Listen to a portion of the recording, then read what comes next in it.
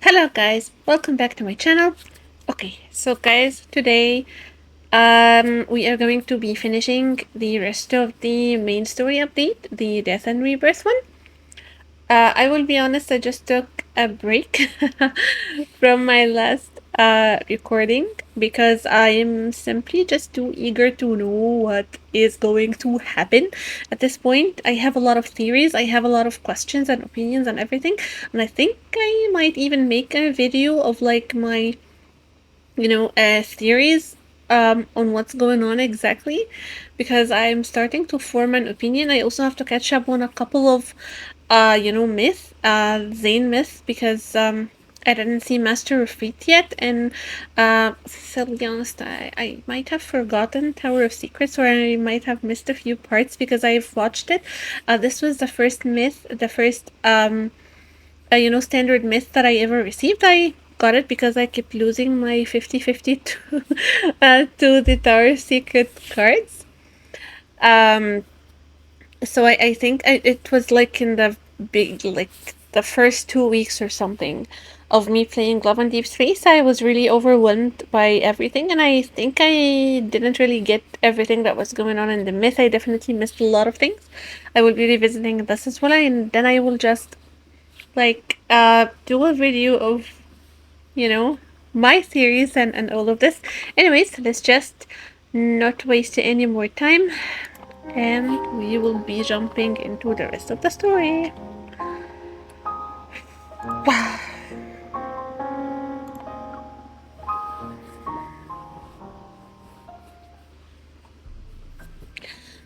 Benedict extends his hand as a friendly gesture. Zane barely returns the handshake before quickly withdrawing. Wait, you two know each other? Why didn't anyone tell me? Dr. Zayne and I met at Mount Eternal. However, it was a brief encounter. I remember. I didn't expect us to meet again here. When Benedict is introduced, I learned that he was once a distinguished doctor. He served as a mentor for a group of new recruits during the Battle of Mount Eternal. However, he withdrew from the position at the halfway point for personal reasons. We're not officially open to the public yet, but this sanatorium has already become the preferred choice for many patients. As the director, I'm truly grateful that everyone has embraced the philosophy of the Fountain of Etay. Through the glass walls lining both sides of the corridor, the sanatorium's new patients can be seen. They're undergoing a physical examination. Each patient is accompanied by their assigned medical staff member. The checkups proceed quickly with virtually no waiting time. When you hear Rebirth Cocoon, what comes to your mind? Metamorphosis. Outside the ascending elevator, the stark whiteness gradually gives way to green. A vibrant garden appears before us. And suddenly, everything clicks. When someone returns from death's door, and this is the first thing they see. A crescent-shaped corridor in circles, a towering tree, surrounded by emerald-like grass dotted with vibrant flowers. The area overlooks a circular Ager Lake. They'd feel like they've been given a second chance to life. To be frank, we need Dr. Zayne's help to improve our experiment's success rate. He speaks as if he's discussing statistics rather than matters of life and death. If there is still room for improvement, shouldn't you inform your patients about the so-called success rate? They're aware. The patients who've been given terminal diagnoses voluntarily agreed to participate in the experiment. It's a deal with mutual consent. Besides, who would choose to wait for death's certainty when given the chance to roll the dice of fate? Okay. Third floor. As the elevator doors open, an unexpected gust makes me squint. Before me, in an unfamiliar white corridor, it's empty and clean. The corridor is lined with separate rooms on both sides, and through their semi-transparent glass, I can see egg-shaped experimental pods. Here are the rebirth cocoons. Their mysterious nature has been revealed. Mounted on bases lined with energy circuits, they emit a gentle glow. Contrary to what we expected, Carter and Benedict seem quite willing to show us everything. Yet what we see feels like a meticulously crafted exhibition for visitors. That was what I was thinking. I'm pretty sure they're doing something completely different in the background. The light bathes everything in soft, warm tones to create a sort of cocoon effect. Even the air filtration system can be adjusted to simulate different scents based on mood. Every detail was made to spark a desire for life and create an illusion of truly being alive. A soft hum fills the air as fluorescent blue energy flows through the tubes and rapidly enters the chamber. The connected monitor displays the rebirth cocoon interior in real life. Inside, a young girl receiving treatment clutches her chest. She takes deep, labored breath. Pain covers her already pale face as she breaks into a cold sweat. Her hands tremble, and she soon starts convulsing. Seconds after the device activates, her breathing steadies at a remarkable rate. Her convulsions stop. As time passes, her breathing finally becomes regular. Exhausted, she closes her eyes and seemingly drifts into a deep, dreamless slumber. The video feed sparkles with light as text appears to indicate that treatment is complete. Benedict presses a button on the wall, and the treatment room's smart glass returns to its awake, milky white state. I mean, some words, they're using Dr. complicated Zayne, words. Anyways. these should interest you the most. The treatment consists of 7 sessions. Patients show significant improvement in health indicators after each one. He hands over a document that contains experimental data from several test subjects. Zayne's gaze lingers on the first page for half a second before turning to Carter, who's standing to the side with a self-satisfied look. I won't be sugarcoating anything. Your experiment has failed to meet its objectives. You've lost control of the cellular mutation process. You could have used a little bit of sugar. Zayne, the rebirth cocoon is our most successful experimental product to date. Our ultimate goal is to achieve humanity's perfect form through genetic and cellular reconstruction. Without a hint of emotion, Zayne glances at him. Then he taps the data success rate column with his knuckle. These numbers are far from perfect. Someone's using his expertise well. As the creator of X-Art, I can tell you that your so-called success merely uses the existing technology to temporarily delay the disease's progression. And if it fails, there's a likely chance that the patients will transform. Then they'll begin to turn into wanderers. Every treatment carries risks. If we only relied on your safe methods, then... Zayne closes the files and hands them back to Benedict. His expression remains calm throughout the exchange. Of course. I understand you're challenging the impossible. That's why I decided to join. I enjoy challenging the impossible.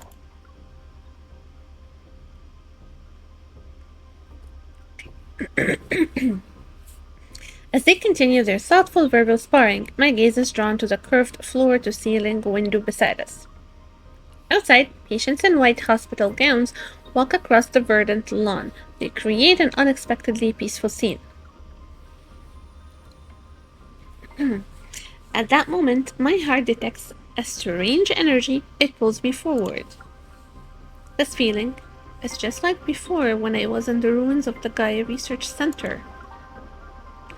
I gently nudge Zayne. He understands and takes a step to converse with Benedict and Carter. Then, he successfully leads them away. After making sure no one's around, I slip into the descending elevator. You're not allowed in there, miss. I see. You can't go there either.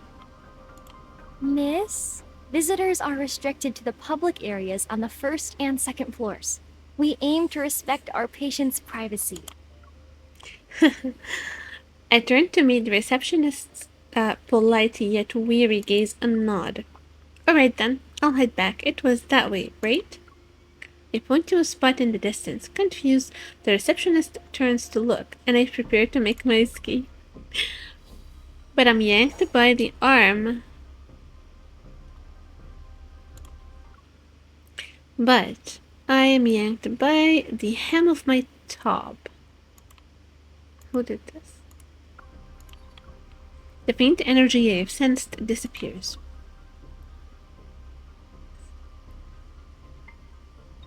Who pulled us?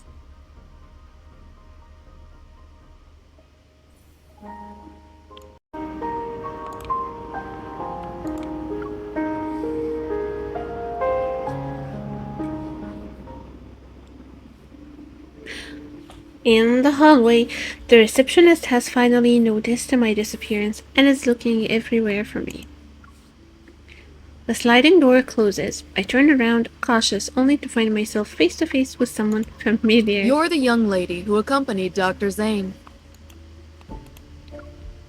Miss Karen? Allow me to properly introduce myself. I'm Karen, a patient with Protocore syndrome. A sliver of light from the outside filters through the Venetian blinds. It illuminates her gentle features. She extends her hand, thin yet steady, toward me. I politely return her handshake. I know you and Dr. Zayne are here to investigate the Fountain of Ate, or rather, the Rebirth Cocoon. She's smart. However, the press conference for it is coming up, and you're not the only ones keeping an eye on things. You said exactly what I was thinking. Are you also undercover so you can gather information? She nods, but after a moment passes, she shakes her head. Sort of. My original reason for coming here was simple. I wanted to live. Isn't it strange? After all, I was a war correspondent who once risked everything on the battlefield. Yet, after returning to civilian life, I'm afraid of death. I even believed in far-fetched promises. When it comes to matters of life and death, I have no right to judge, let alone interfere with others' choices. Yet I also wondered, if I were a patient, would I pin my hopes on this experiment despite knowing full well how absurd it is? But I hesitate, unsure if I should reveal what I know. You want to say that this experiment is turning people into monsters. Those things called the Alterum. I was there during the Battle of Mount Eternal. I saw people transform into monsters with my own eyes. Whether you're trying to stop it or investigate it, 2 people won't be enough to treat this as a simple matter. She turns around and opens a drawer. She takes out a small, elegant notebook and hands it to me. This may seem sudden, but I need your help. And I believe you might need mine as well. It'll be necessary to prevent this press conference from taking place. But why would you? Questions flood my mind, but I can't find the right one to ask. As it stands, I'm their most successful test subject. That visitor just disappeared around here. The receptionist I managed to shake off earlier hurries toward us. Karen responds with a slight smile. Take this with you. When you get out, tell them you saw the patient in room A107 faint. You were just escorting me back to my room. Turns out Karen is a nice... I understand. Thank you.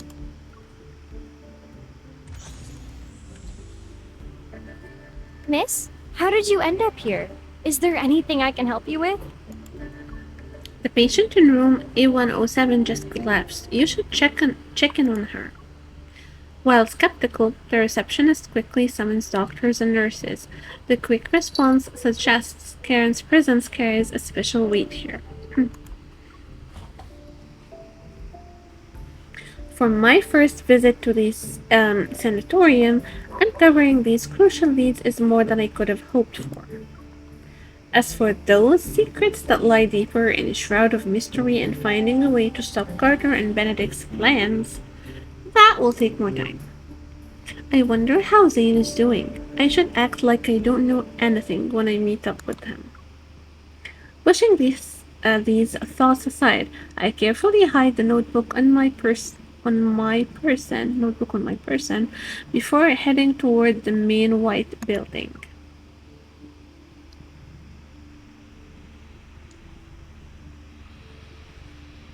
As the tour is about to end, Carter is once again urgently called away by his assistant.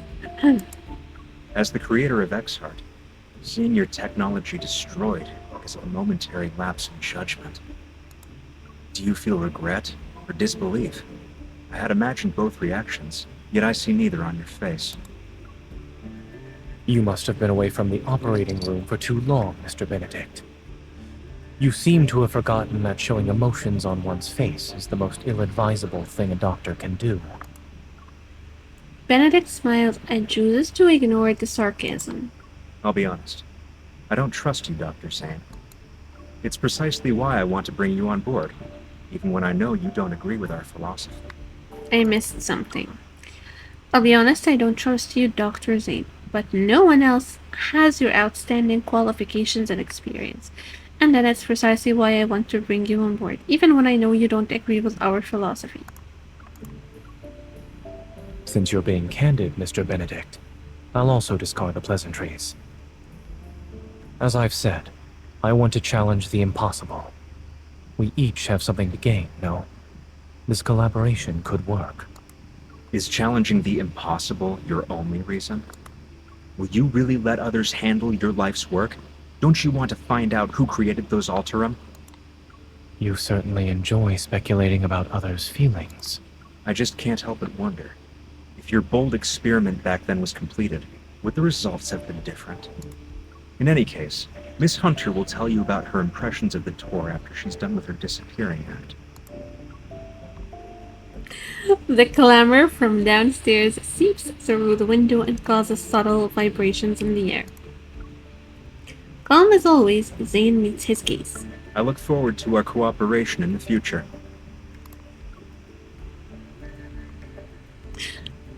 We were found out.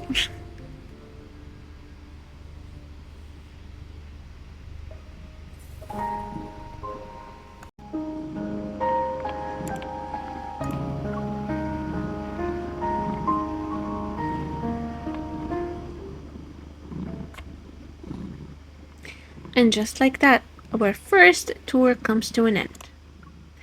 After leaving the sanatorium, life with Zayne seems to have returned to normal. Barely finding a moment's rest, he rushes between Axel Hospital and the sanatorium. For the time being, Ever seems preoccupied with their grand vision with the Fountain of Vitae. The leads related to the Ether Core have also gone cold. Meanwhile, Protocore syndrome cases multiplying at an incredible rate. Axel Hospital emergency room is constantly overwhelmed. Medical teams worldwide continue to test new treatments, but the results remain disappointingly ineffective. It's as if a deity somewhere in the cosmos and uncertain about the world's fate keeps listlessly rolling the dice again and again.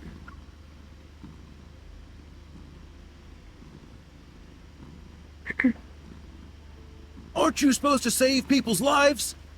My wife is critically ill, and you're just letting her die. Where's Dr. Zayne? Isn't he the leading expert on Protocore syndrome? Why can't he see us first? Doctor, my child was perfectly fine yesterday. Why did the condition worsen? In the break room for the division of cardiac surgery, the doctors and nurses can finally get a few minutes of rest. Exhausted, they slump into their chairs. We're humans, not gods. We want to take care of everyone too. In 3 days, Ever will officially unveil the Rebirth Cocoon at their press conference. It is designed to treat protocore syndrome. We interviewed Ms. Karen, one of the first patients who underwent this treatment. She will appear at the press conference. We might be witnessing a medical revolution. Only time will tell. Everyone remains silent as they watch through the transparent partition in the door. From the corridor, they observe Zane's focused expression. Isn't Dr. Zayne supposed to be on leave? Officially, maybe. I bet he's just busy with other projects. Things just aren't the same without Dr. Zayne here. Seeing him around makes me feel at ease. It doesn't matter how exhausted I am. Yvonne lets out a deep sigh and turns to open the storage cabinet. With practiced ease, she breaks two dietary glucose sticks to hand out to her colleagues behind her. Let's eat these and give it our all.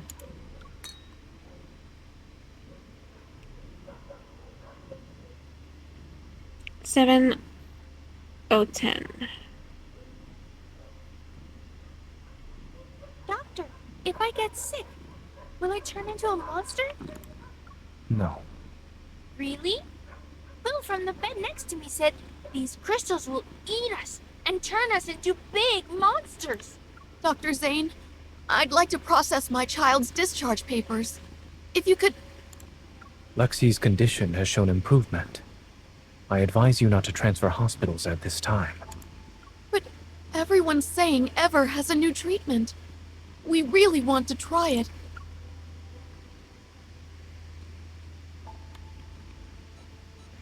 At 2:20 a.m.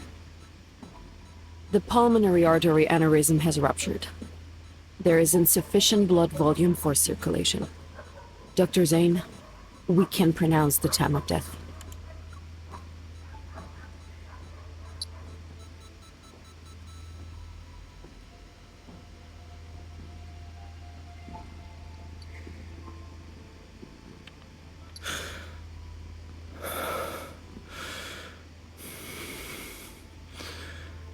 It's getting really stressful.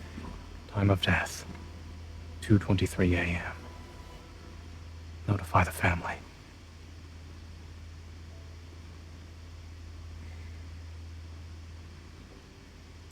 Using the wall to support himself, a teenager in a warm green hoodie staggers along. He stops to catch his breath after each step.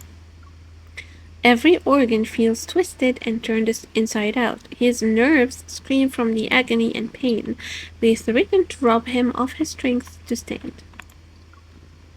His vision blurs as he collapses against the wall. His arms shake uncontrollably as he tries to brace himself. Something races beneath his skin. I'm not a monster. I don't want to become a monster. This is really sad. The violent urge surges through him once again as he stares at his hands. They're covered in sharp crystals. He's fighting against the impulse to plunge them into his own heart. Yet he can't bring himself to do it. Cold snowflakes fall onto his body that's reached a fever pitch. A man's steady footsteps approach. He stands at the end of the road, his tall figure nearly blocking out all light from the street lamp. The teenager can still make him out. However,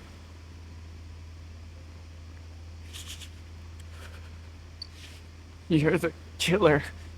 Or the doctor. We meet again. This isn't a coincidence.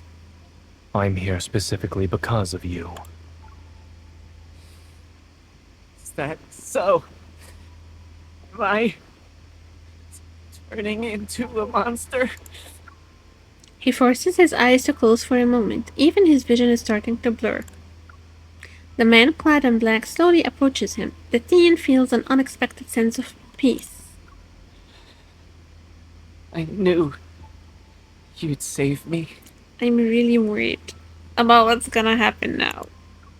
Just as something foreign bursts through his skin to strike at the man before him, the teen hears the crystalline sound of ice forming beside his ear. It'll be over soon. But that's our Zayne. The patient in room A103 is experiencing memory loss, continual emotional detachment, and exhibiting behavioral patterns that differ from usual. 3 days after entering the rebirth cocoon, the boy from room A210 disappeared without a trace. The patient from room A379 experienced a violent episode while awaiting treatment. The rebirth cocoon's performance has improved. I was chosen as the ideal test subject. They believe I'm the closest to success. The notes Karen gave me consist almost entirely of observation reports on other test subjects. Her journalist's instincts made her distrust this research project from the start. She had already noticed something was off about it. This is... A worn, creased photo slips out from between the notebook pages. Its edges reveal the countless times it's been handled. In the photo, Karen is holding a little girl who's no more than 3 years old. Both of them are smiling at the camera.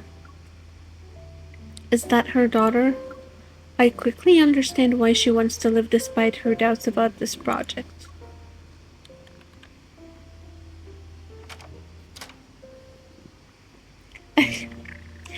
When did you get back? The breaking dawn appears outside the window as the sky grows brighter. Perhaps it's just my imagination, but I think I see those black ice crystals on his arm again. But when I move closer to check, it seems I'm imagining things. Zayne watches me without saying a word. I realize that I only came over last night to help feed Shishi, but I got so caught up in analyzing the clues that I accidentally fell asleep on the couch. Sorry, I went a little overboard when I made myself at home.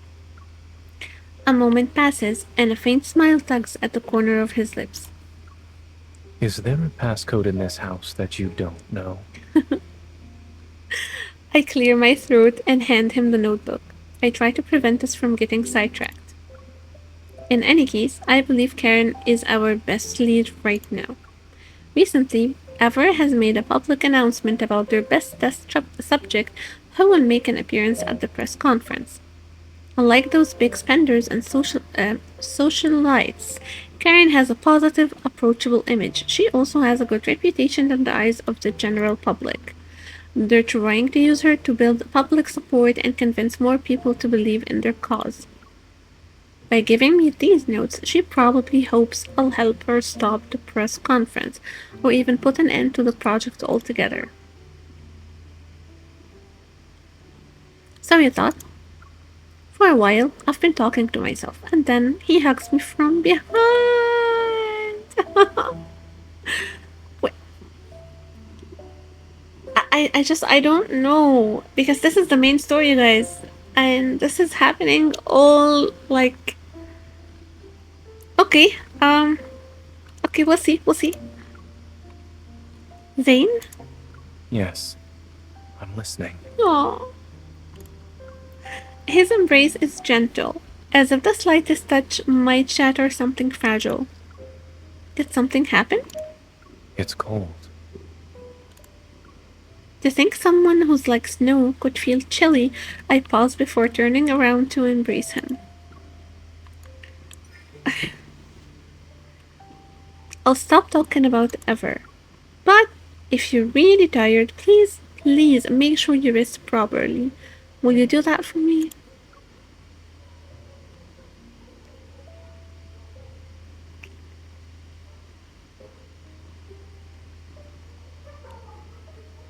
There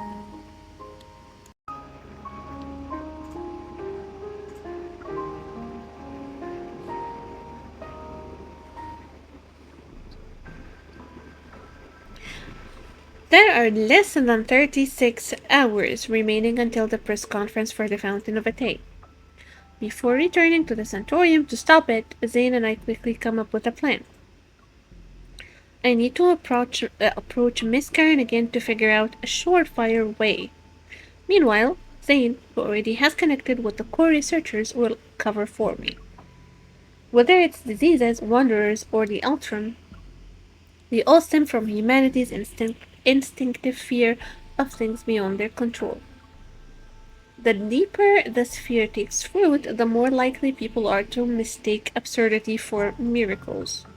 And whenever appears as a savior, they will gain a congregation of devoted followers. Zane, the energy source I detected wasn't my imagination. I'm still not confident in utilizing the spatial core, but another visit might help us discover something new.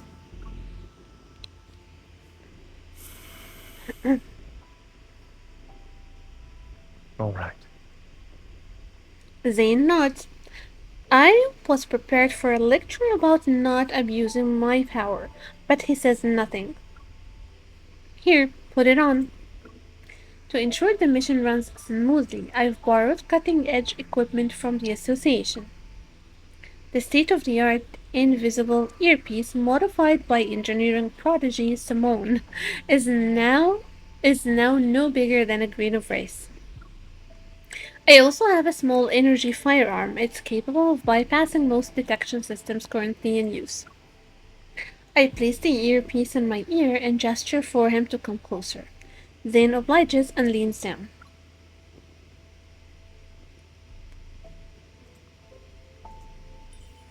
One cuff to turn the mic on, two cuffs to turn it off, and tap to adjust the volume. It's really Thank cool. you. It's really cool. I'm not sure why you're being so polite, but as soon as the comms channel opens, deafening audio feedback blasts my eardrums. I clutch my ears in pain. I stagger back, and just before Shishi's mischievous attempt to trip me succeeds, Zane catches me by the waist. He can't help but laugh. This is the first time in days that I've seen genuine joy in Zane's expression. You. I frantically clam my hand over his mouth. Wait until I adjust the volume before you speak. I can feel his smile widening beneath my fingers as I use my other hand to adjust the earpiece. Sound check. Zane, say something. You've never asked about the reason for why I picked that as my research topic back in medical school. He remains close to me, his breath warm against my ear. It's almost like I can hear his heartbeat.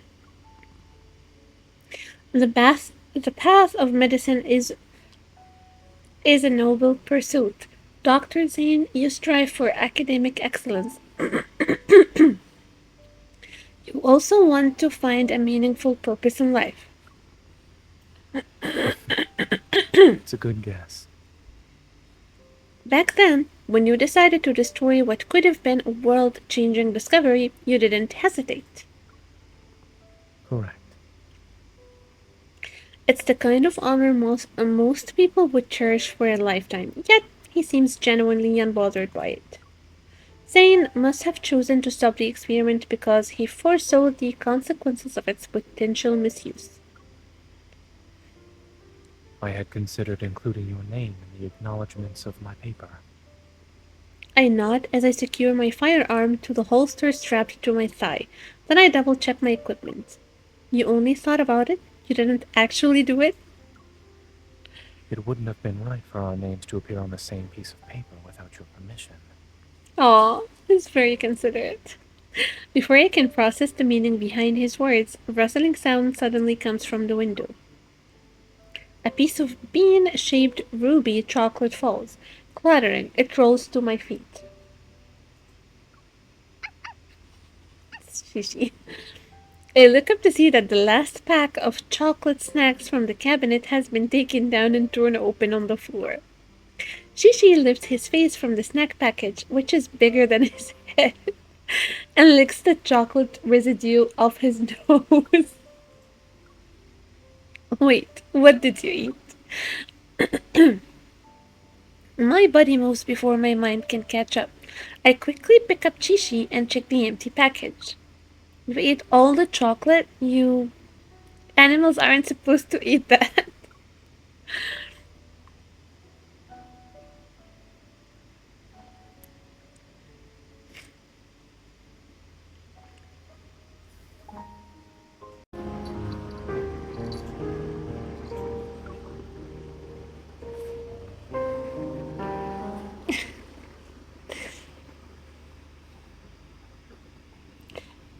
As noon approaches, the car enters the sanatorium parking lot.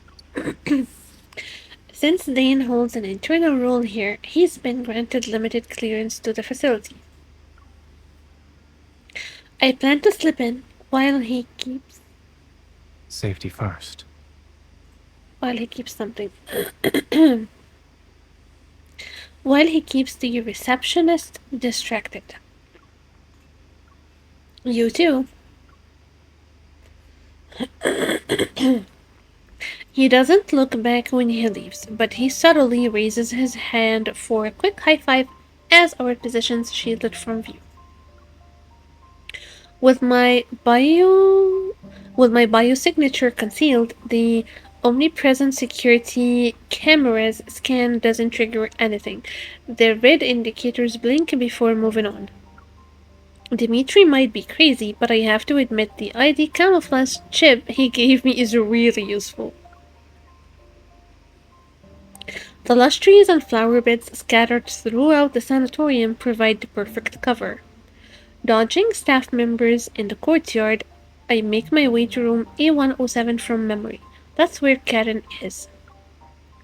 The staff will change shifts at approximately 12 p.m. There's a small window of time. To be more specific, there's a small window of time where no one checks the rooms.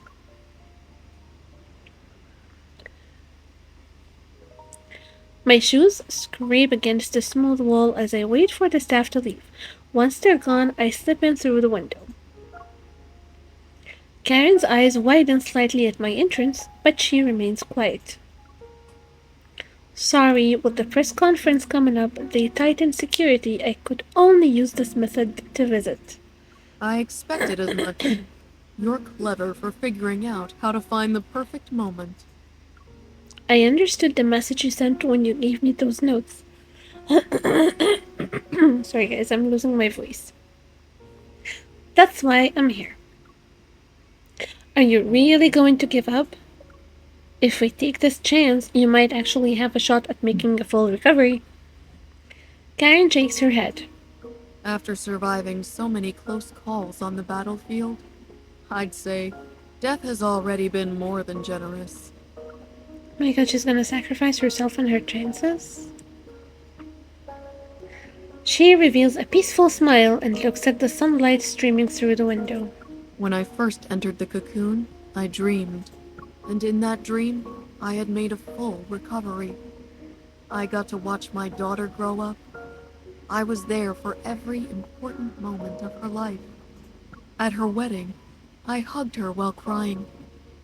But the face reflected in her eyes was unmistakably that of a horrifying monster. Her gaze dims. Outside the window, a butterfly drawn to the artificial flowers in the vase crashes against the glass again and again. When I came to my senses, I realized I wasn't hugging her. My hands were around her throat. I only wanted to hug her. So why did I make her cry? Sensing my hesitation, she pulls the ivy line from the back of her hand. My dear, have you heard of Zhuangzi's butterfly dream? I've always wondered who was really dreaming. Was it the butterfly? Or Zhuangzi himself? If I can't tell who I am anymore, then the whole world has become my cocoon. The time I still have doesn't matter. I've made my decision. What would you like me to do? The press conference is scheduled for noon tomorrow, less than 24 hours from now. In an hour, they'll place me in the cocoon for my final examination. You need to locate the cocoon's power supply and cut it off completely. No. The cocoon is connected directly to the test subject's consciousness. A sudden disconnection could lead to unpredictable effects on her already fragile body. Don't worry about me. I'm prepared to face the consequences. Finding a suitable test subject like me isn't easy. Trust me, this is the best way to stop them. I'll find a way to get you out of there. Even if you could carry me, my body wouldn't survive a strenuous escape. I know she's right. Once the guard's shift ends, they'll quickly discover their most important patient has disappeared. Every exit in the sanatorium will be sealed off by then. If this is to be my final battleground, then you must help me. Please. I understand.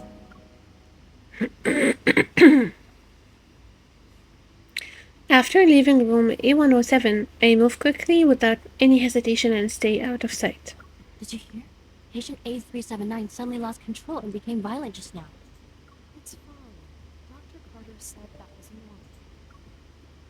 Along the way, I quickly took down several orderlies and receptionists who spotted me. The sanatorium is massive and many areas are restricted. A blind search could last until nightfall and still be a failure. What I sensed that day, it must have been the cocoon's energy core. I take a deep breath and activate the spatial core's power once more.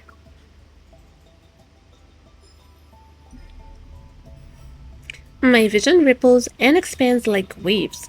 A faint energy trail leads me forward like a guiding thread. My drifting consciousness slowly seeps through the sanatorium's public area, the garden, and through each patient's room. If I can just find the energy control hub. Following the faint energy pulse, I find myself at the end of the corridor that connects the public area to the garden. There is a door almost seamlessly integrated into the wall. Without hesitating, push it open. A large enclosed space gradually reveals itself. Behind this door lies an unexpectedly serene forest. Strange, there are no guards present, only an unsettling silence hangs in the air. My watch hasn't sounded any alarms, and there are no detectable signs of biological activity among the vegetation. The energy source's pull grows stronger as it tugs at the power flowing within me. It's as if I'm being guided in a specific direction. Past the forest's winding path, an unexpectedly elegant old building comes into view. That must be it. The energy readings are at their strongest there.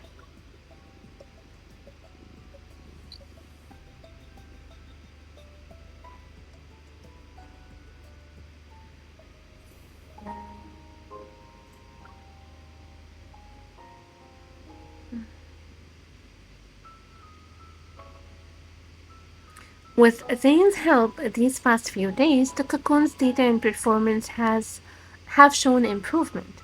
Carter is in high spirits. He genuinely believes his junior has switched to the dark side. No, has finally seen the light. I remember you were sitting right next to me when we talked for the first time. Do you want to join my research team?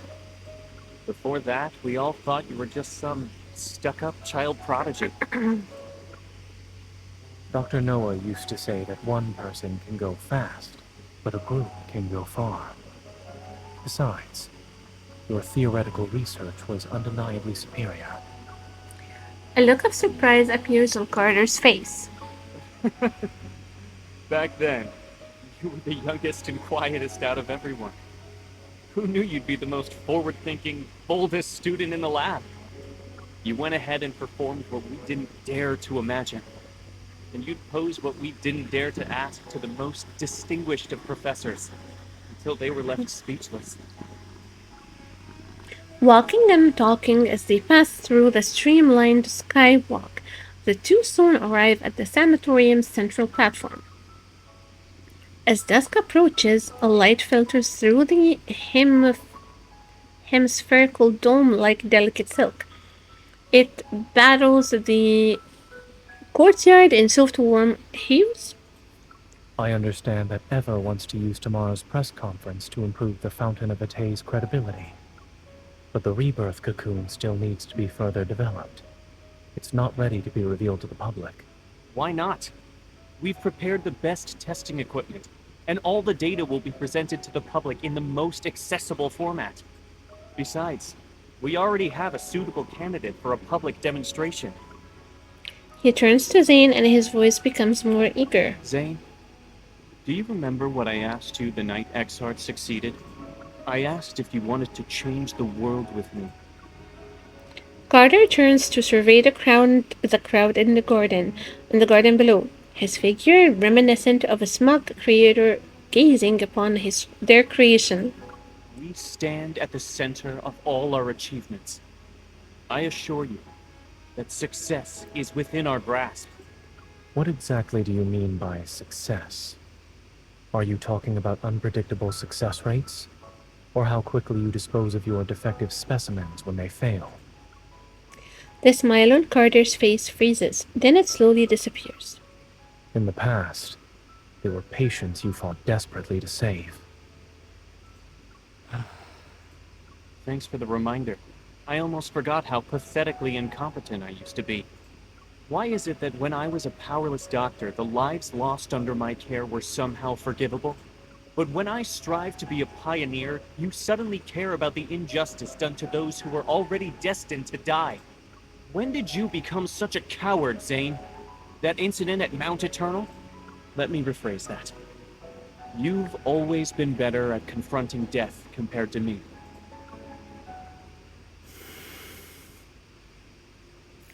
An uncontrollable impulse surges within him. Fortunately, a voice comes through his earpiece and pulls him back to reality. Zane, I found the location with the strongest energy signatures. Just in case, if you can get clearance from either Carter or Benedict. Zane composes himself, discreetly tapping the area near his ear as acknowledgement. He looks at Carter. Pressing a finger against his chest, Carter's icy stare lands on Zane. His mocking tone from earlier vanishes. The heart beating in my chest belongs to someone else. I can't live an insignificant life. Zane, I understand the meaning of death far better than you do. If these sacrifices are necessary, then so be it. We're about to solve humanity's greatest dilemma, and you're still too young. His limbs are forcefully frozen to the wall. The surveillance cameras freeze just as they turn, and their red indicators go dark. You? Zane, you dare to freeze me? The statute of limitations hasn't expired yet for your academic plagiarism. Carter's briefly freed hand is sealed in ice once again, and his frantic struggling is frozen as an awkward, rigid pose. You can't be serious.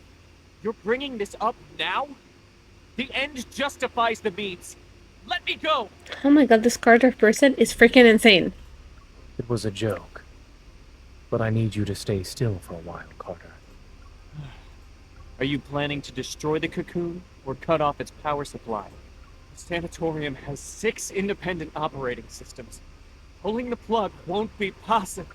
If this place allows someone with malicious intent like me to freely come and go, then that just shows how confident all of you are. What are you actually trying to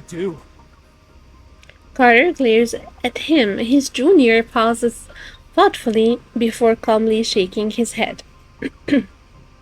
I won't tell you this time, Carter. I have a more trustworthy colleague to work with now.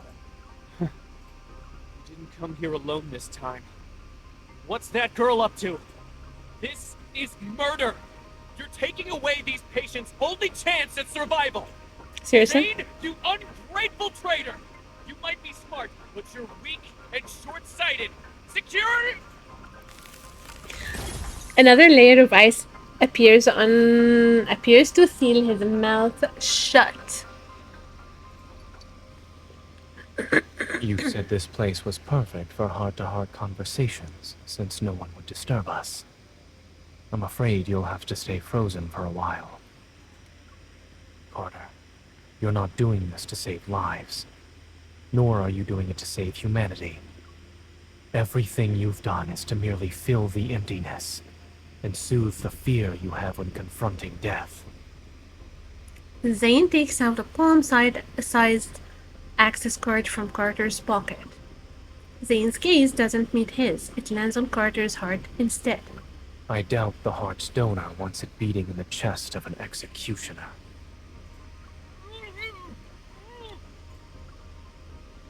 I bet he was just swearing at us. Or at Zayne.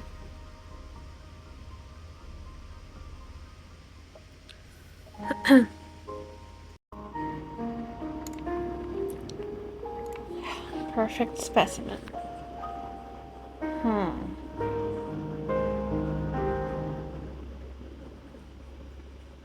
A holographic display takes up half of my field of vision. The green dot representing Zayne is moving toward my position. Not expecting much, I take a deep breath and place my hand on the door. To my surprise, it opens with a gentle push. Light streams through the glass dome and lands on the floor. It reveals an elegantly decorated reception hall. The space is completely empty. Only the sound of footsteps echoes to break the silence. Zayne, I've sent you the coordinates. That's where the energy core is. Don't worry, I'm just... As soon as my hand touches the railing for the staircase going up, the scene before me flickers and vanishes. The comms channel's dead. I pull my hand away and take half a step back. I turn as colors fade. What? Like running water, they flow out from the ceiling, walls, and floor. They all melt into an endless expanse of pure white. It's like a white tomb. I'm honored you decided to visit. That creep Benedict. I hear a slightly amused voice behind me. I whirl around to find Benedict standing in the middle of the reception hall. I am not sure when he appeared. While I am startled, I need to look composed right now. You've done a good job at preparing for the press conference, Mr. Benedict. It's going well without you. He touches the wall and the white space suddenly dissipates. It returns to its original form, reception hall. Miss Hunter, you should have been the most successful test subject. It's a shame you weren't one of ours. Even Benedict knows. After all, every experiment here exists for one purpose, to create beings just like you. A gunshot explodes in the empty reception hall. I'm tired of hearing you ever people talk about the same thing. Let's skip the formalities and get to fighting. Ah, that's so badass. Just as a bullet approaches him, crystal shards suddenly burst from his arm to pulverize the projectile. Oh, right. I forgot to mention something. I'm one of the Cocoon's successful specimens. What? He's a wanderer. You could have said that earlier. I quickly switch out the regular bullets in my magazine for energy rounds designed to fight wanderers. Then I shoot at him. But Benedict seems to have anticipated this. At his signal, several shadowy figures surge forth from the darkness. Several Ultram move with inhuman speed, like savage beasts. They lunge toward me. You're calling for backup already. I guess you aren't really a successful specimen. Quickly stepping to the side and spinning a dodge in the nick of time, the Ultram crash into one another. I don't plan on dragging this fight out. Zayne will be here soon. Finding the energy core's location is the highest priority. I activate the spatial core sensing ability again. There is a faint energy signature coming from the top floor of the building. And then, everything before my eyes becomes indistinguishable once again. As the light shifts and wavers, a thick fog appears from out of nowhere. It rolls in and blurs even the faces of the Elterm. Play with them for a while. My senses stop working and my vision is plunged into an endless void. Overwhelming dizziness whooshes over me. Desperate, I try to stay conscious in spite of the vertigo, but my legs give out and I collapse onto the cold floor. I know I have reached my limit. Just before I lose consciousness, the sounds around me fade. In the void, I feel someone firmly grab my wrist. The churning sensation of instability vanishes when I open my eyes. Are you okay? Where does it hurt? Under the flickering light, I can barely make out Zayne's worried expression. Before I can say I'm fine, a searing pain erupts from my chest and flows through my entire body. I press my hand against my chest, but the physical pressure does nothing to ease the pain. Stop trying to sense it. You look pale. Oh, I missed something, right? I missed something. Did I miss something? Nope. I grab his hand, gritting my teeth. I tell Zayne everything that just happened. After them. Where did they go? Don't speak. Keep your breathing steady. Zayne quickly surveys our surroundings. He pulls my arm over his shoulder and helps me walk. It's not there. Go straight past that barrier. We pass through the wall. The Altram are right behind us, but it seems they were fooled by the elusive hologram. Thankfully, this space hasn't been warped. Zayne pulls me into an empty room and slams the door. Ice covers it, but the Ultron have us cornered.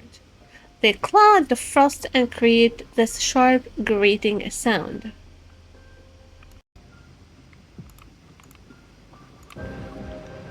Everything in front of me blurs into patches of color. I try to grab Zayne's hand again, but my strength fails me. My hand weakly slides down his sleeve.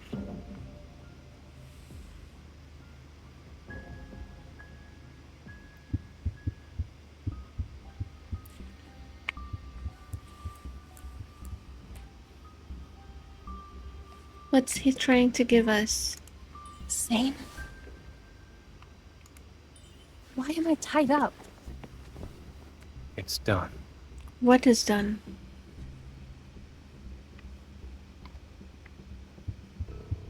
What did you inject me with? A suppressant. The energy in your heart has surpassed your tolerance threshold. This will ease the strain. Better now. Oh, he's holding her hand. Zayne. The suppressant won't last long. We need to leave now. Fluctuations. It's not a flux.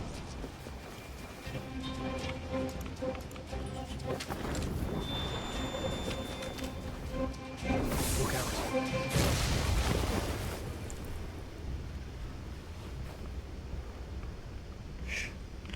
He's so cool and hot and... Fire.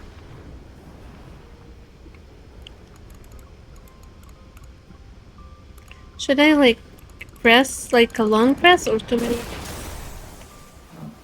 Oh. Well, I didn't hear.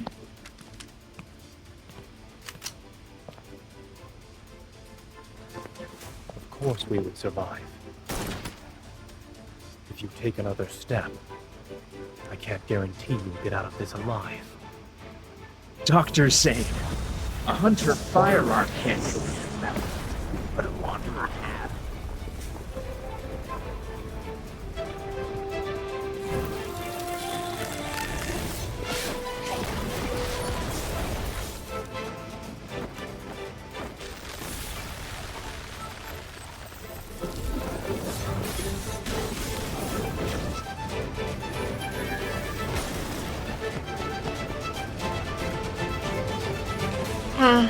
Yeah, let's jump.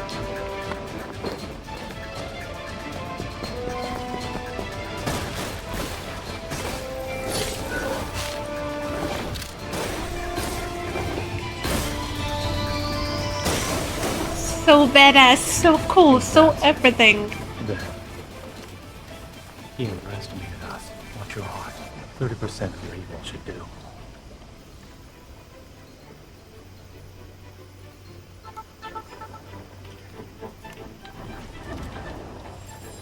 Look at them. In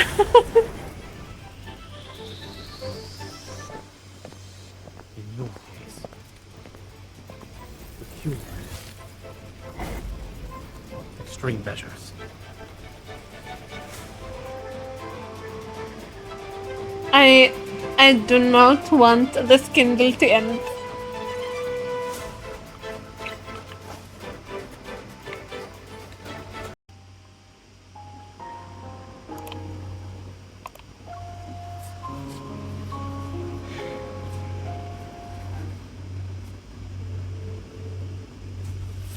After using up almost all of my ammunition, the Wanderer finally crashes to the ground, but this isn't the end. The sound of regenerating flesh echoes throughout the building as the crystals on its body rapidly retract. It's as if they're being devoured. In just a few seconds, the Wanderer has completely regenerated and takes on Benedict's appearance. What?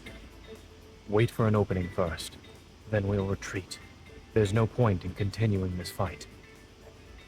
Zayne is right. Benedict isn't our primary target right now. Just now, something about Zayne seemed off. That flash of black crystal, the killing intent, the killing intent, the cold indifference in his eyes. It all vanished in an instant. Maybe I imagined it. A strange unease rises in my chest, but there is no time to dwell on it. I fire my last bullet at Benedict as a grayish-white mist fills the reception hall. Here's another good example of my seamless coordination with Zayne. Now's our chance. Go.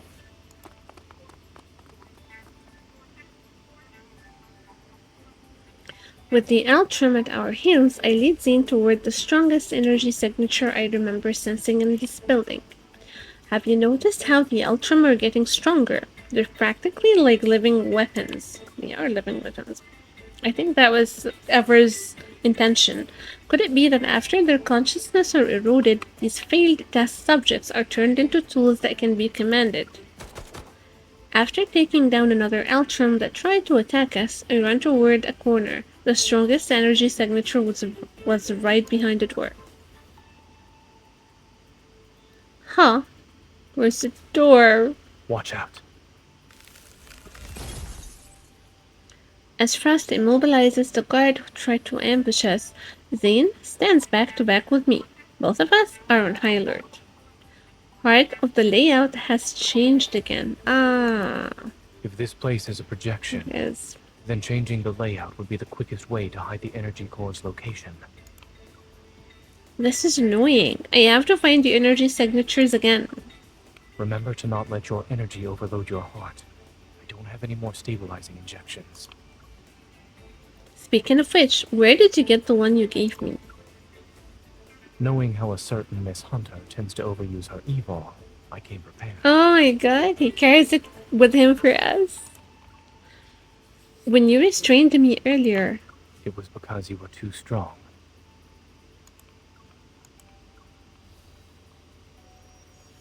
I place my hand on the wall. Energy surges through my veins as my sensing ability is magnified. The location becomes clearer. I am certain the energy core is being held on the top floor. I found it. Follow me.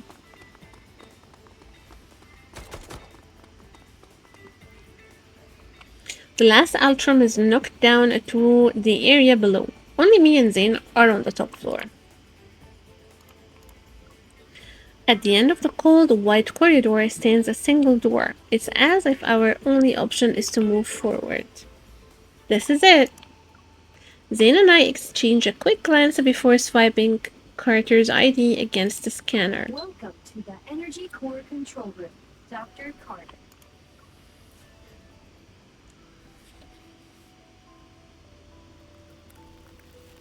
Once the door to the control room closes, a layer of ice covers it. Thick cables run across the area and they all converge on the central energy pillar that emits a luminescent blue light.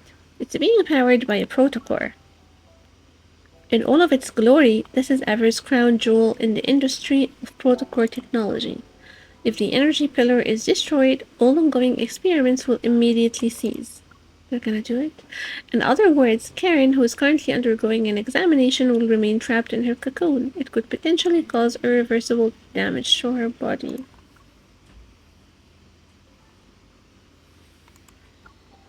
Are you worried she might regret her decision?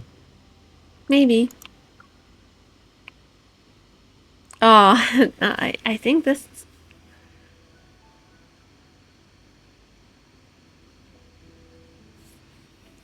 I don't know if my decision or my answer could change the course of the main story. I don't think it will not, but I would say destroy it. I can't betray her trust in me, or rather, I believe in her choice. I remember the first time I held Karen's hand. It was thin, delicate, yet surprisingly strong. Zayne raises his hand and hurls a shard of ice toward the luminescent. Zayne, wait! Carter's voice rings out from the overhead speakers at the surrounding glass walls, instantly become transparent. I can see Carter has arrived. Catching his breath, he's standing in the reception hall we were in earlier. Zayne, leave this place, and don't you dare destroy that energy core! Do you remember how much time and effort we put into this? Without a hint of emotion in his eyes, Zayne gives Carter a slight nod. Amid the chaos, Benedict calmly stands behind the crowd. He smiles as he raises his hand to his ear. You dropped your facade sooner than I expected, Dr. Zayne. Is it because of your sense of duty as a doctor, or a resolve driven by guilt? Believing that you can guide humanity's fate so you can control life and death is the epitome of arrogance. Isn't thinking you have the right to stop any experiment that crosses the boundaries of life just as arrogant? This is what the people in our era want. And in just a few centuries, or maybe even a few decades, history will remember this moment. You have no right to speak of such things. Why don't we watch and see how the future unfolds? Even if you stopped Ms. Karen's experiment and prevented the press conference today, you can't stop the tide of progress. It's more or less the same rhetoric. Did everyone at ever attend the same corporate seminar or something? Ah, yes. I have one more question I'd like to ask you, Dr. Zayne. The static in the comms channel suddenly falls silent and cuts off Carter's angry shouts. All I can hear is Benedict's steady voice tinged with amusement alongside his breath. Back then, why did you choose to destroy something that could have shaken or even changed the world? He asked the exact same question that I did. A sense of unease stirs as I glance at Zayne, who's maintaining his usual composure. It couldn't be controlled. Any action beyond our control leads to unpredictable consequences. Maybe it's because he used his evil too many times. In quick succession, delicate ice crystals are steadily creeping up Zayne's forearm. Uncontrollable. I see. Your rationality is an absolute, the very thing that drives you to eliminate any possibility of losing control. It affects the smallest things about yourself to the greatest matters of this world. That's why you killed William at Mount Eternal back then, yes? He brought it up. You really are capable of such cruelty. You struck down your mentor and friend who fought beside you. Even I would have hesitated. Cut to the chase.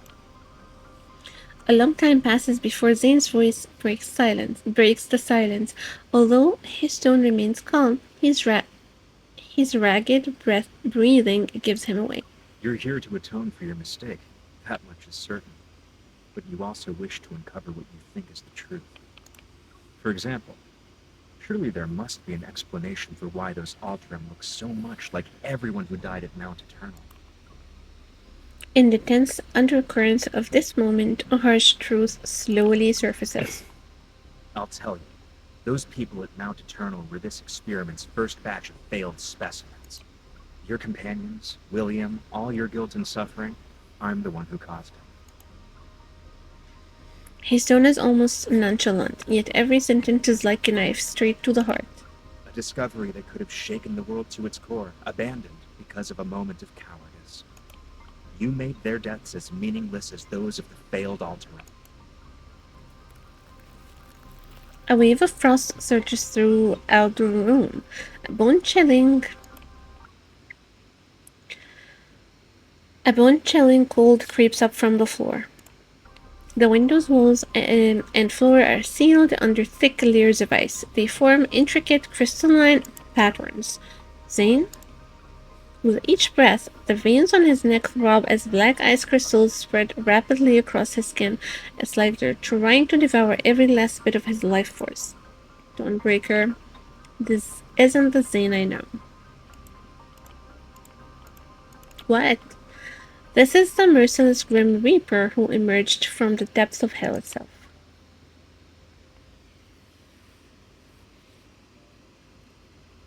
What is going to happen?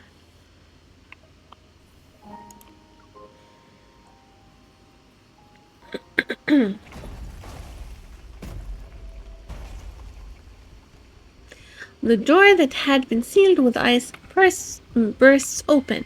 Having completed their transformation into wanderers, the Alterum tried to overwhelm us like a tidal wave.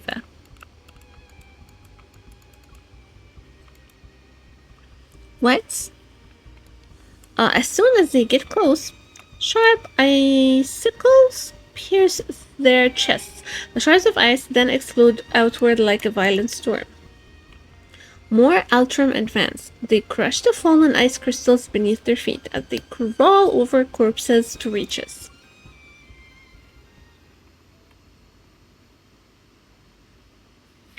All of the Alterum open and close their mouths in unison. They stutter and produce these unsettling sounds.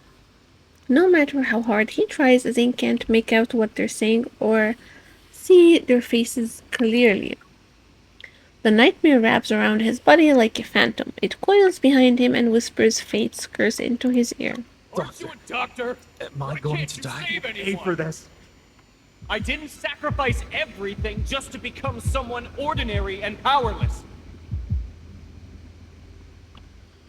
One day, you will hurt her. Wait, who said that?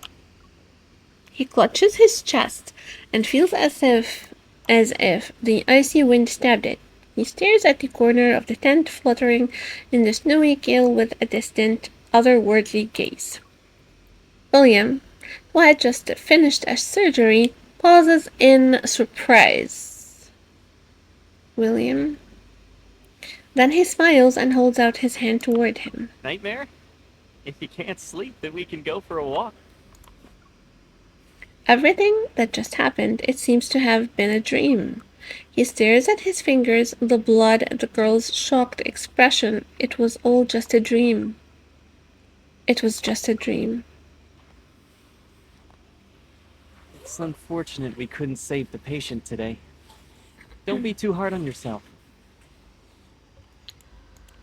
Back when I was doing research, failure meant you could always try again. But as a doctor, lives will only give you one chance. You know, I had these exact same feelings during my first mission as a military doctor.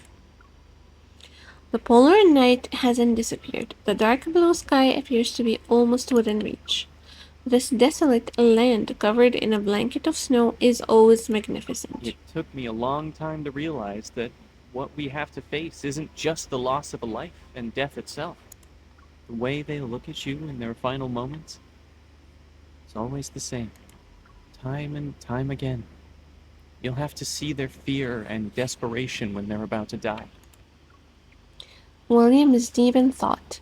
Then, as if remembering something, he turns to Zane and smiles. By the way, did you hear my final plea when you killed me?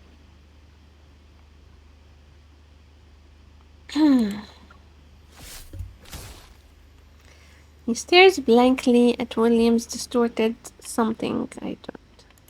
At William's distorted face, and in the very next second, the ice shards have already pierced his chest. Once again, he sinks into the dark abyss of his consciousness. My God. There are more of them. They're actually using the Ultram as weapons. Yes. I roll and find an opening in the wall of Ultram. That's protecting Benedict. I aim my gun at him.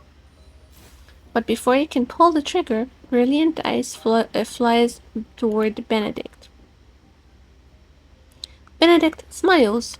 He crushes the ice shard embedded in his chest. You're different from the man I was talking to earlier.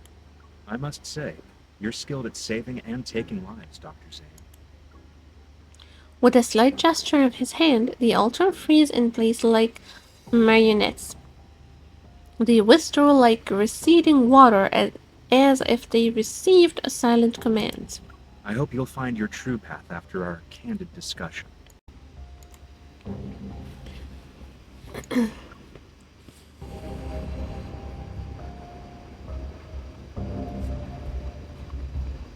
Soon enough, only the two of us remain in the vast, cold control room.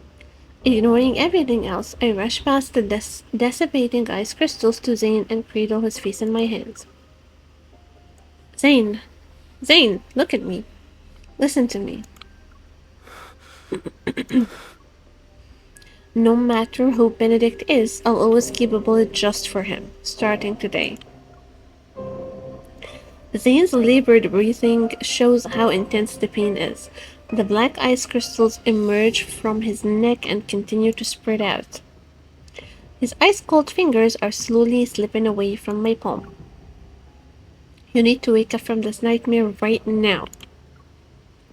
These hands that saved countless lives should never be stained with the pain and guilt that don't belong to them, especially not because of scum like Benedict.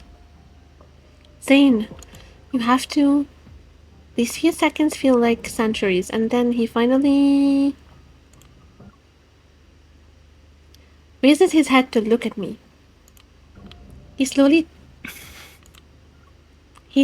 tenses, and I see myself reflected in his icy gaze. Zane? Pain answers me instead. My consciousness shatters as I drift into the warm embrace of unconsciousness. Before everything fades, distant memories regroup and flood my mind. Did Zane try to hurt us? The ground is littered with the remains of wanderers. They're slowly dissipating. Meanwhile, searing pain burns in my chest. Struggling to push myself up, I see my blood-stained hands are small and thin. Did this happen when I... Oh! Oh, she's remembering that incident that happened when they were kids. I look up. There is a young man with a familiar face, but his expression is frighteningly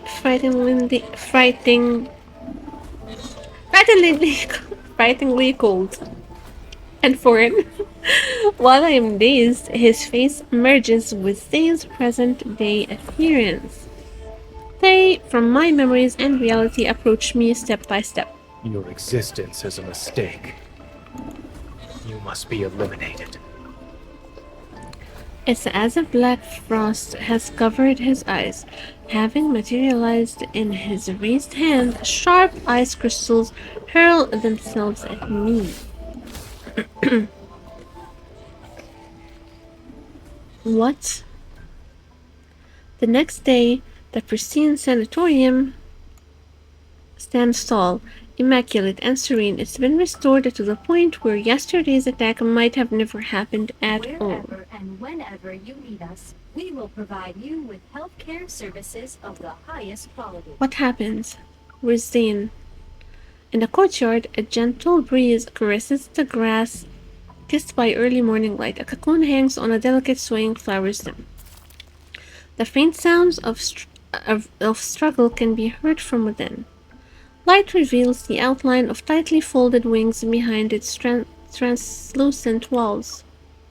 Moist and tender, it breaks free from its cocoon, and in the refreshing air of rebirth, those wings slowly take to the skies. Honestly, I don't care right now. I just want to know what happened to Zane and to us. What?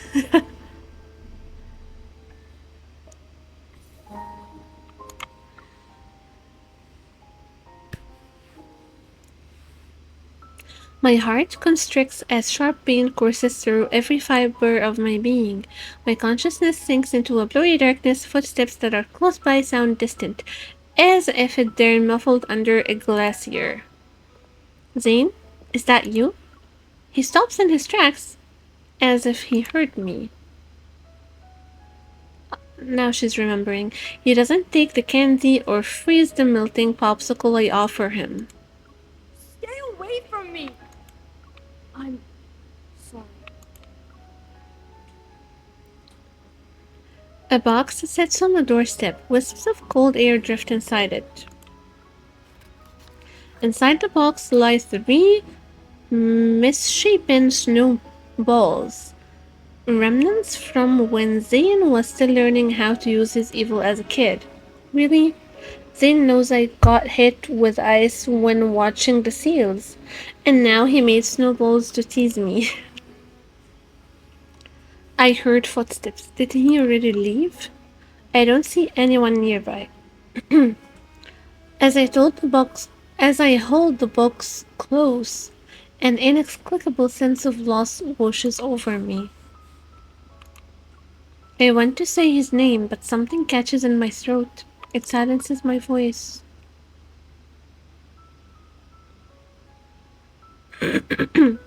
Zane? Zane? I managed to finally call out his name, yet when I open my eyes, I find myself staring at a dimly lit ceiling. As my foggy consciousness slowly clears, I realize I'm lying down in a room at Oxo Hospital. Due to Miss Karen's poor health, Ever's press conference for today has been cancelled. Mr. Benedict, the director of Val Sanatorium, stated that the patient's well-being takes precedence over the event.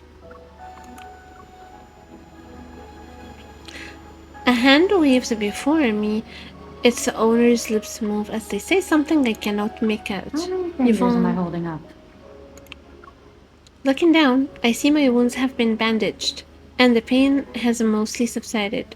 I sit up and take Yvonne's hand. Where's Dane? Oh, you're awake. Thank goodness you're okay. Where's Dane? You had cardiac energy overload and some minor injuries when Dr. Zayne brought you in. Where is he? We asked him what happened, but he wouldn't say anything. He stayed in this room until your vital signs stabilized. As she speaks, Yvonne leans in. Her expression becomes more serious. I heard from Grayson that Dr. Zayne went to the director's office to submit his resignation letter. What? What the fly?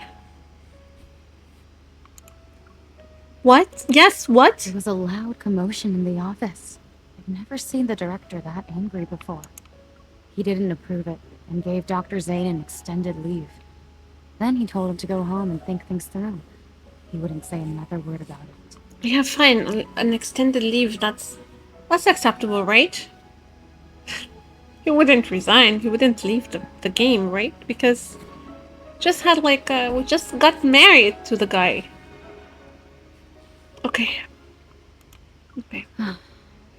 Dr. Zane didn't hesitate at all.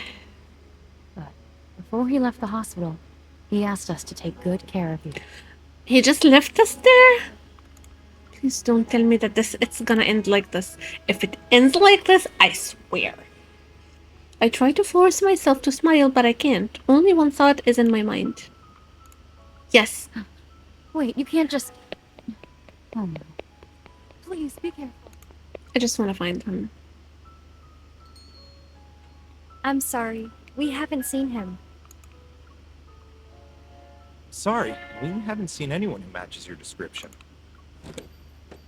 Dr. Zane. A few days ago, he said he'd be traveling to remote... Oh, you must be that young lady. This is our new menu item for today. Would you like it to go? Wait! Dr. Zane already paid for it. Zane's home, his favorite dessert place, the cafe, the Raxo hospital. I visited every place I could think of. But there was no trace of him anywhere. Late into the night, I enter the passcode to his house again. I'm clinging into one final hope. Me too. Me too, I am not going to cry. The room is shrouded in darkness. Snowflakes drift in through the gaps of the floor-to-ceiling windows. Please be there. The number you have dialed is currently unavailable. Please try again later. Memories are no longer dormant. Slowly flood my mind again. Memories that are no longer dormant. I've seen those black ice crystals and that pained look on his face before. In my childhood memories, Zayne moved away while carrying a heavy, unspoken guilt. This bad habit of disappearing has existed even back then. I hear a faint whimper in the cold. Oh my god, Shushi! I raise my head and rub my stinging eyes to see Shishi. It's you. As if he understands me, Shishi leaps onto the sofa and gently places his paw on my knee. I feel like I've tried everything, but I still can't find him. I hold Shishi close, my trembling voice barely above a whisper. I didn't realize it cracked until now. Please, can you help me one more time? Take me to him. Time passes, and Shushi obediently jumps down, sniffs the blanket on the sofa that carries Dane's scent, and runs toward the half-open door. I am not going to cry. I am not going to cry. In the darkest hours of the night, it's snowing again. Large snowflakes dance around the glowing street lights. They settle on rooftops, streets, passing cars, and the shoulders of pedestrians. But after running for a long time, Shushi stops in front of a pitch-black fence. He circles it a few times before signaling me to follow him. Where am I? The street light illuminates the faded writing on a sign. This is a public cemetery in Lincoln City. It's also the final resting place for those who have no place to call home. Shushi quickly vanishes into the darkness. I steel myself before running after him.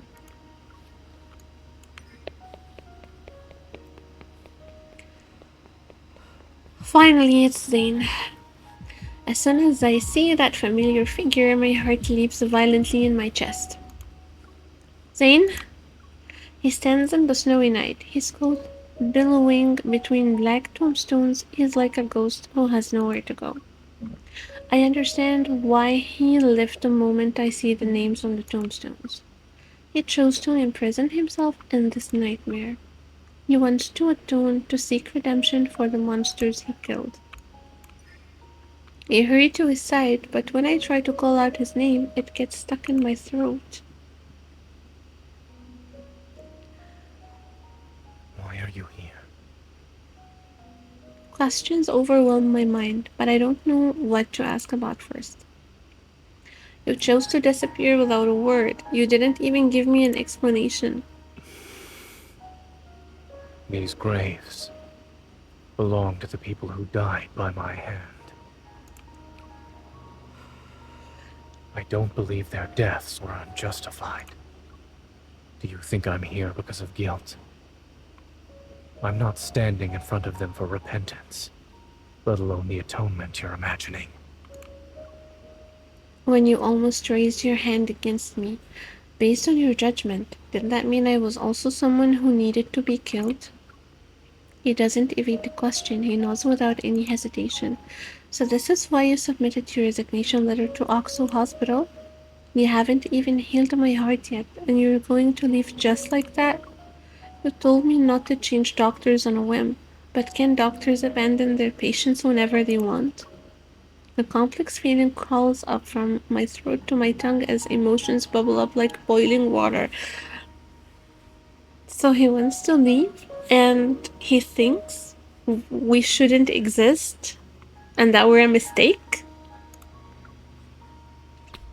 I first met you when I came to Oxo Hospital. I was 12 at the time. Dr. Noah was a close friend of your grandmother, and I was told to look after you. You were afraid of me back then, until I used my power to keep your popsicle from melting.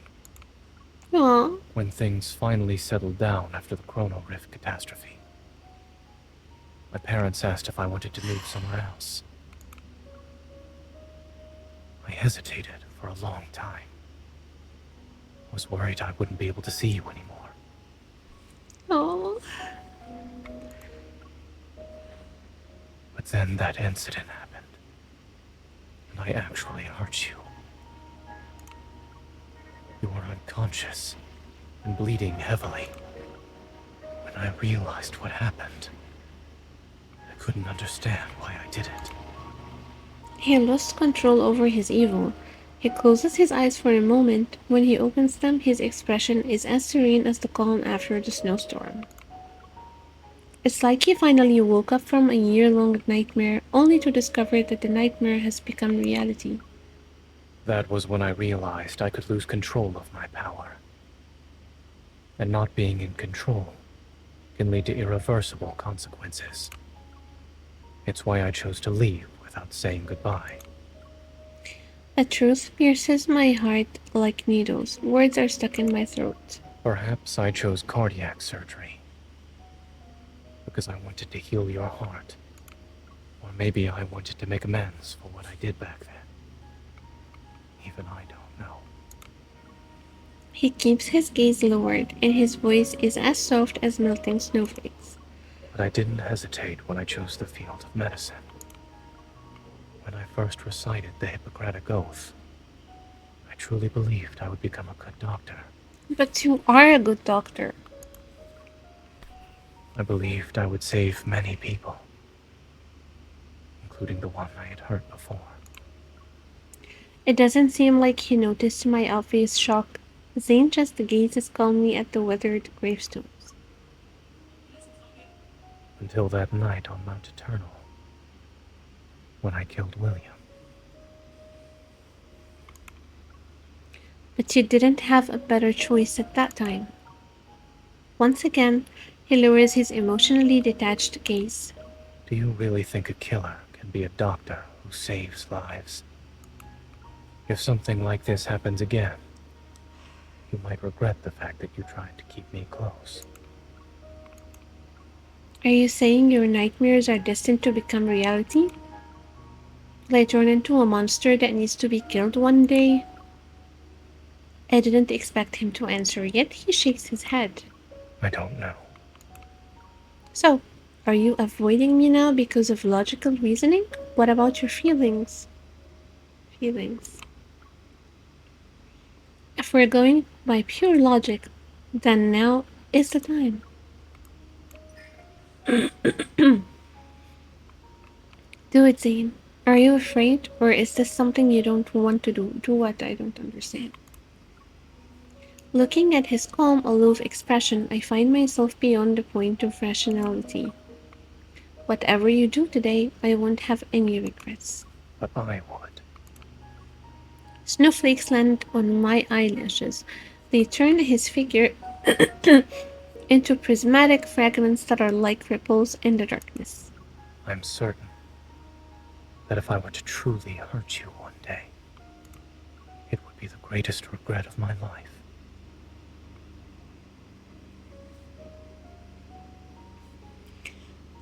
Oh.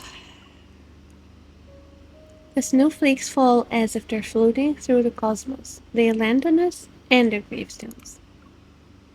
We stand in silence. Neither of us exchanges a single word.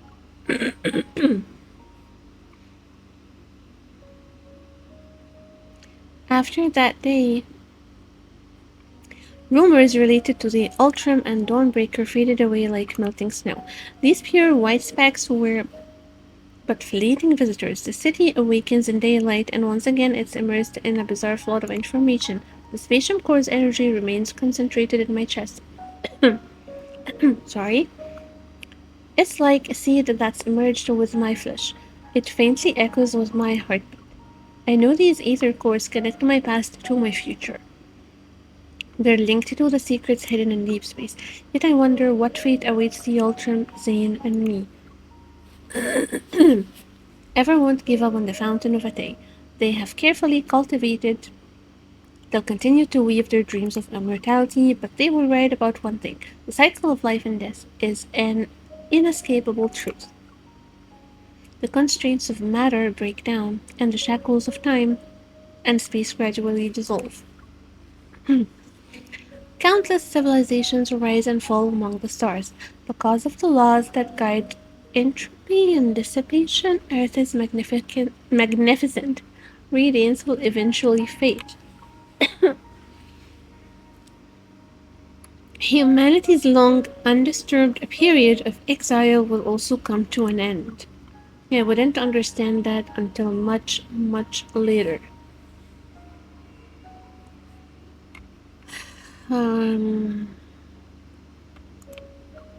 The creator had planted foreshadowings in an era predating life itself.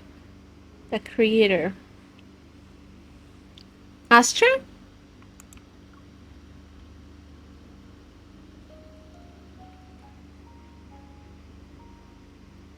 It didn't end like this, right?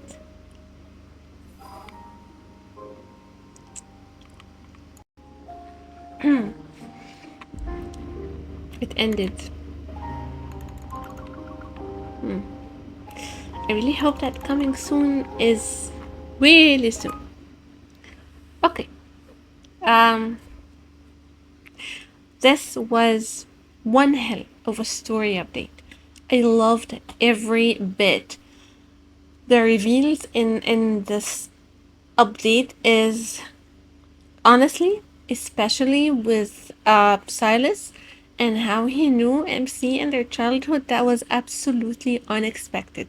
And how he's been like planning everything so they can eventually actually meet like this, so he can, nudge her memory back. It was crazy. And then we come to Zayne. I mean, honestly, everything about Zayne just makes me want to cry somehow. His story is really, really tragic.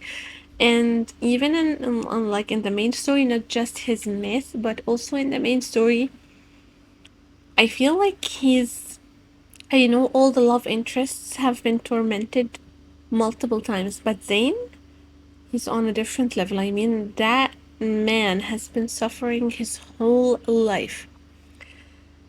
And now the problem is this is open-ended. Of course, like every time, but it's too open-ended. I mean, right now, I am really worried, but of course they're not gonna take like a main love interest and just take him out of the story. I'm sure he's gonna be there. The problem is, we're gonna see some updates for Xavier, Raphael, and Caleb first, and then we're gonna hear about Silas and Zayne more. Honestly, for me, the main story is really important. It what pulled me to the game, or I will say it's what made me stay in the game, because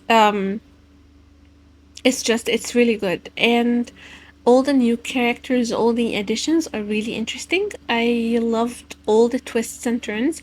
I cannot wait for more. And I am not sure, but I think I might actually do a quick, like, video about my theories and opinions about what could be going on. And again, it would be theories. I mean, like, I did not expect anything, literally anything that happened in Silas's story. I didn't expect any of this.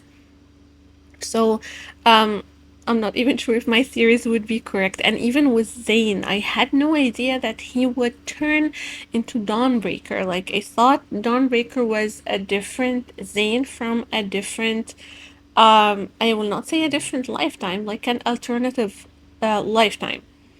Like the multiverse. I did not think that Zayne himself was the same as Dawnbreaker, or he can just turn into Dawnbreaker in this reality. So the whole thing was really interesting, guys. I loved it. I loved every freaking bit. Anyways, guys, this has been a long journey. I cannot wait for more story updates. It took me a while to play this because I have been really, really busy. But now that I started to sort out my schedule and my time, so I can play, everything as it comes out. So hopefully the next story update, I will react to it like as soon as it comes out. I really hope I will do. And guys, if you have watched this far, thank you so much. My name is Nada. I cover Love and Deep Space. If you are interested in Love and Deep Space or my content, please kindly consider subscribing to my channel. If you like my videos, please do leave a like. Thank you guys, and I will see you in the next video. Bye!